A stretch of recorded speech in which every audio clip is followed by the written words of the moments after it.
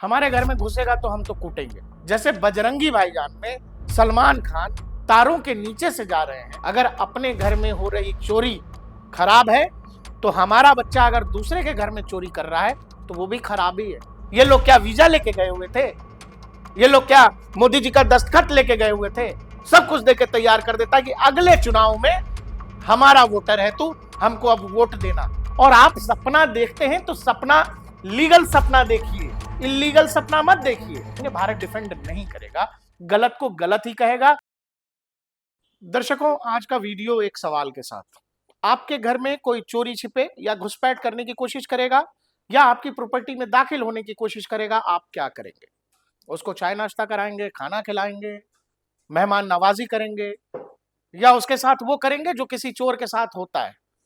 हमने हमारे साथियों से इस वीडियो को करने से पहले पूछा तो किसी ने कहा कि हमारे घर में घुसेगा तो हम तो कूटेंगे। किसी ने कहा कि भाई साहब हम भी कूटेंगे। किसी ने कहा भाई साहब पुलिस वाले को बुला लेंगे। किसी ने ये नहीं कहा कि भाई साहब जब वो चोरी छिपे घर में घुस रहा होगा तो उसको चाय पिलाएंगे। किसी ने नहीं कहा कि नहीं कम से कम खाना खिलाएंगे। किसी ने नहीं कहा कि नहीं जब एक बार आ ही गया है तो ये कह देंगे चलो आज आ गए हो तो आज जो चोरी करना है चोरी कर लो, लेकिन आगे से मत करना। मतलब मानवीयता है ही नहीं लोगों में, मानवता नाम की कोई चीज है ही नहीं, क्योंकि मानवता की परिभाषा कुछ लोग इसी लिहाज से गढ़ रहे हैं। हम आपको अब एक वीडियो दिखा रहे हैं। ये video United states border patrol का है, जिसमें कुछ लोग आपको जो दिख रहे हैं उनके पैरों में सिक्कर बंधे हुए हैं, जंजीर बंधे हुए हैं, यानी कि हथकड़ी लगी हुई है, और वो प्लेन में चढ़ाए जा रहे हैं। ये सब के सब भारतीय हैं। ये वो 104 भारतीय हैं जिनको अभी एक दिन पहले भारत भेजा गया है यूनाइटेड स्टेट्स एयरफोर्स के C-17 एयरक्राफ्ट के जरिए, और ये सब के सब उतरे हैं अमृतसर में। ये अधिकतर लोग हरियाणा, पंजाब और गुजरात के हैं जो अमेरिका जाना चाहते थे, जिनकी अमेरिकी ड्रीम थी। लेकिन उस अमेरिकी ड्रीम में कोई दिक्कत नहीं है। आप अमीर बनना चाहते हैं, आप दुनिया के देशों में जाना चाहते हैं, आप अमेरिका जाना चाहते हैं, इसमें कोई दिक्कत नहीं है। दिक्कत ये है कि ये सब के सब तारों के नीचे से जाना चाहते थे। जैसे बजरंगी भाईजान में सलमान खान तारों के नीचे से जा रहे हैं, वैसे ही ये सब तारों के नीचे से किसी भी तरह से अवैध तरीके से अमेरिका में घुसने की कोशिश कर रहे थे।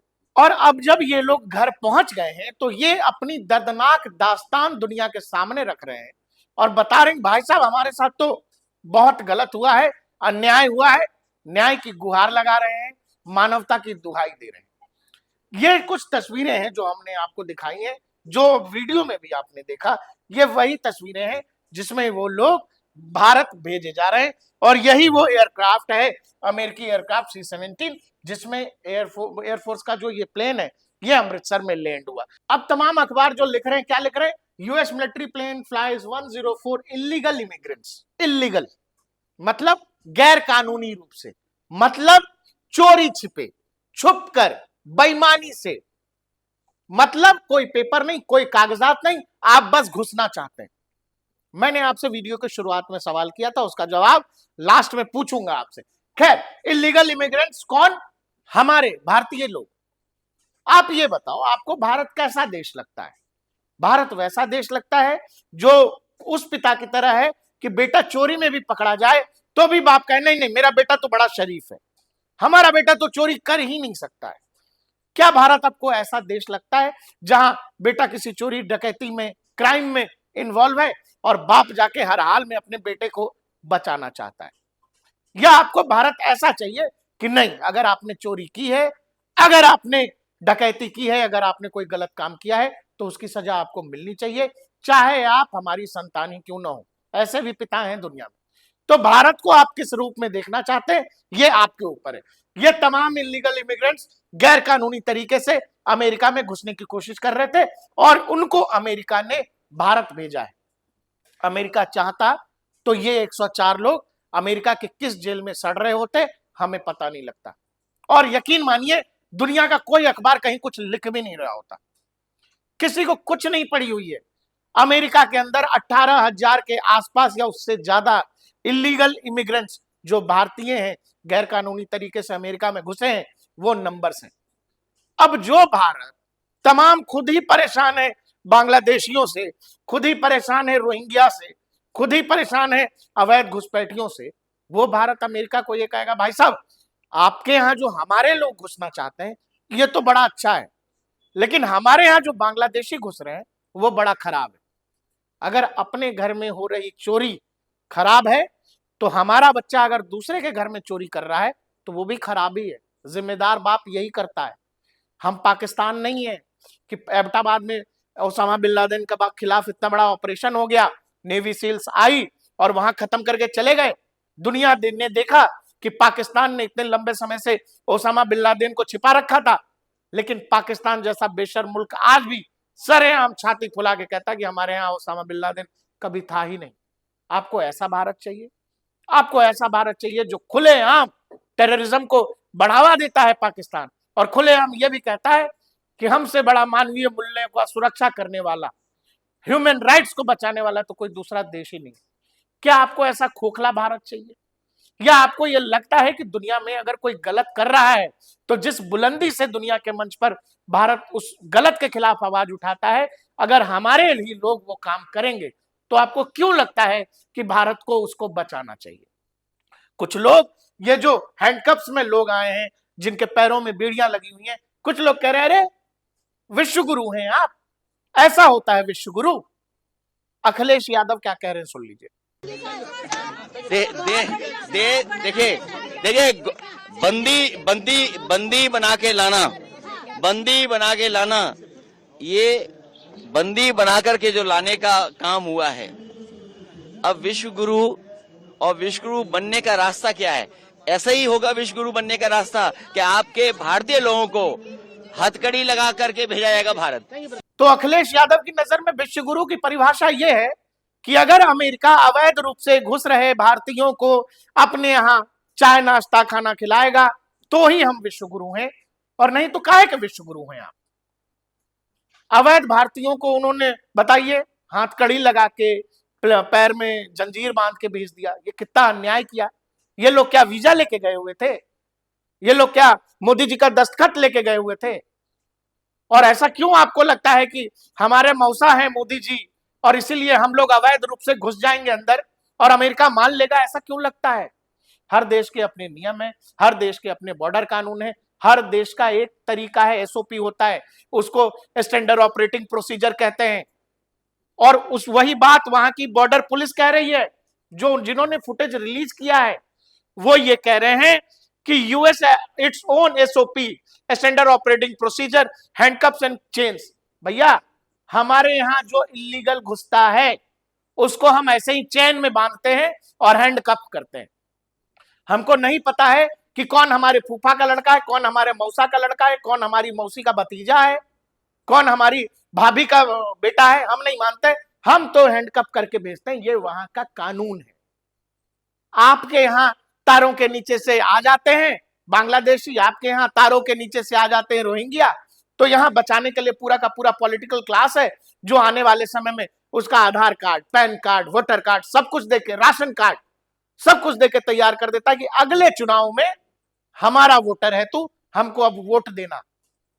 आपको ऐसा क्यों लगता है कि दुनिया का हर देश आपके हिसाब से ही रिएक्ट करेगा? और जो बात हमारे लिए गलत है, यहां लोग चिल्ला चिल्ला के कहते हैं कि ये जो करोड़ों बांग्लादेशी हैं इनको हम निकाल देंगे, जो लाखों की संख्या में रोहिंग्या आ गए हैं इनको निकालो, अवैध घुसपैठियों को बाहर करो। और आप ये जो 104 लोगों को भेजा गया है, आप कह रहे हैं ऐसी कैसी दोस्ती है आपकी? भारत वैसा देश नहीं है जो रवैया पाकिस्तान का है। अभी अभी आपको याद होगा डोनाल्ड ट्रंप का जब व्हाइट हाउस में शपथ ग्रहण समारोह हो रहा था, उसमें भारत की तरफ से एस जयशंकर पहुंचे हुए थे। उस मुलाकात में यह तय हुआ है, वहां के स्टेट ऑफ सेक्रेटरी हैं उनके और ये जयशंकर की मीटिंग में तय हुआ। उन्होंने कहा कि भाई साहब आपके यहाँ के कुछ 18,000 के आसपास का नंबर है जो हमारे यहाँ रह रहे इलीगल इमिग्रेंट्स हैं, तारों के नीचे से आ गए, क्या करना है? जयशंकर साहब ने कहा भाई साहब भेज दो, भेजो वापस। हम वो नहीं कह सकते कि नहीं नहीं रहने दीजिए, क्या हो गया, कुछ दिन रहने दीजिए, चाय नाश्ता कराइए, थोड़ा सा डॉलर कमाने दीजिए। सपना देखा था बेचारा अमेरिकन ड्रीम का, इतना कष्ट काट के आ रहा है, भाई साहब तुरंत वापस भेज रहे हो? नहीं होता ऐसा। आने वाले समय में जब आप भी अपने यहां से बांग्लादेशियों को निकालिएगा, रोहिंग्या से, अगर ऐसा कभी कुछ होता है तो फिर आप भी दुनिया के देशों को यह तस्वीर दिखाकर चुप कर सकते हैं कि भाई साहब, जैसे हमने हमारे लोगों को आपके यहां घुसने नहीं दिया, हम हमारे यहां भी क्यों बर्दाश्त करेंगे। और यही बात वहां की, अब ये बात लगातार लोग इंटरनेट पर वायरल कर रहे हैं। ये लड़के हैं अमेरिकन ड्रीम वाले, और ऐसे ऐसे 104 लोग हैं, जिसमें कुछ महिलाएं भी हैं, कुछ नाबालिग हैं। और अमेरिकन ड्रीम ऐसा है गैर कानूनी। भाई आप कोई काम गैर कानूनी रूप से करते हो तो इसके क्या क्या रिस्क हैं, आपको नहीं पता है। आप जब किसी देश में अवैध, वो तो अमेरिका था कि उसने प्लेन में बिठा के भेजा है, यही जरा घुसो पाकिस्तान में घुसो और पता लगे कि आप इंडियन हो, तो आपको बताता है कि वो कैसे प्लेन में भेजेगा, कि पानी में भेजेगा, कि आप कभी घुसे थे कि नहीं, दुनिया को शायद ये पता भी नहीं लगेगा। तो जिन लोगों को ये लग रहा है कि क्या अमेरिका और भारत की दोस्ती इस आधार पर वो तय करना चाहते हैं, तो उनकी फिर डिप्लोमेटिक समझ क्या है, वो डिप्लोमेसी कितना समझते हैं और दुनिया की राजनीति को कितना समझते हैं, ये सब आपके ऊपर है। आप बताओ, ये नए लड़के हैं और ये अपना देश छोड़कर इलीगल, भाई तू सब कुछ समझता है, सब कुछ करना चाहता है, इतना पैसा है तुम्हारे पास, तुम जाना चाहते हो, लीगली जाओ ना भाई। जब चोरी करोगे और पकड़े जाओगे तो फिर मकान मालिक जिसने तुमको पकड़ा है वो तुमको मारेगा, पीटेगा, या पुलिस वाले को दे देगा, या चाय पिलाएगा। इस पे हम दूसरे का थोड़ी वो है, इसमें भारत का क्या कंट्रोल रहेगा। आप इलीगली गए हैं, कोई मोरल ग्राउंड ही नहीं है कि भारत इसमें डिबेट कर सके कि नहीं जाने दीजिए। समझ रहे हैं? तो पूरी कहानी यह है, अब इसको लोग भारत अमेरिका संबंधों से भी जोड़ करके देख रहे हैं। Sir, the House would also share the view of the government that it is in our collective interest to encourage legal mobility and discourage illegal movement. In fact, illegal mobility and migration has many other associated activities also of an illegal nature.